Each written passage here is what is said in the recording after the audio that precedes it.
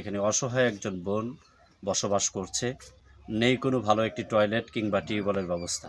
তবে আমরা প্রাথমিক পর্যায়ে আমরা টয়লেটটি করে দেওয়ার উদ্যোগটা গ্রহণ করেছি। আপনারা যদি অর্থ দিয়ে সহযোগিতা করতে না পারেন তাহলে ভিডিওটি শেয়ার করে দিবেন, যাতে করে এমন একটি লোকের কাছে যায় যার কলিজায় নাড়া দিবে, ফলে এই টয়লেটটি হয়ে যেতে পারে। আসসালামু আলাইকুম ওয়া রাহমাতুল্লাহ। সম্মানিত ফেসবুক বন্ধুগণ, আমরা এই মুহূর্তে দাঁড়িয়ে আছি একটি জীর্ণশীর্ণ বাড়ির সামনে। এই বাড়িটি ৩ নং কমলাবাড়ির ৯ নং ওয়ার্ডের কাউন্সিল বাজার এলাকায় অবস্থিত। এই বাড়িতে যিনি বসবাস করেন তার নাম হচ্ছে মোসাম্মদ সুফিয়া বেগম।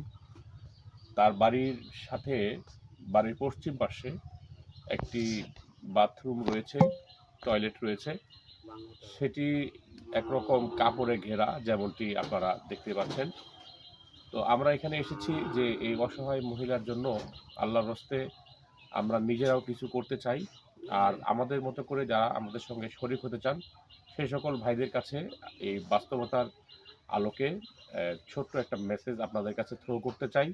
সেজন্য মূলত আমরা এখানে এসেছি। প্রিয় দর্শক, পল্লী বন্ধু পরিবারে এতক্ষণ যারা ভিডিওটি কন্টিনিউ করছেন তাদের উদ্দেশ্যে আমি সর্বশেষ একটি বার্তা দিতে চাই। এখানে এই জীর্ণশীর্ণ একটি ঘর দেখতে পাচ্ছেন। এখানে অসহায় একজন বোন বসবাস করছে। নেই কোনো ভালো একটি টয়লেট কিংবা টিউবওয়েলের ব্যবস্থা।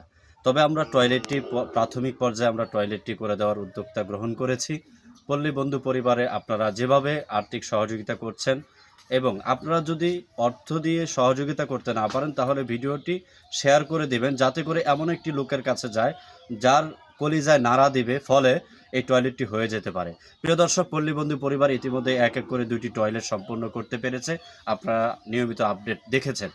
তারই ধারাবাহিকতায় আমরা এমন একটি জায়গায় আছি, স্ক্রিনে আপনারা দেখতে পাচ্ছেন নিশ্চয়, যে কাপড়ে ঘেরা একটি টয়লেট।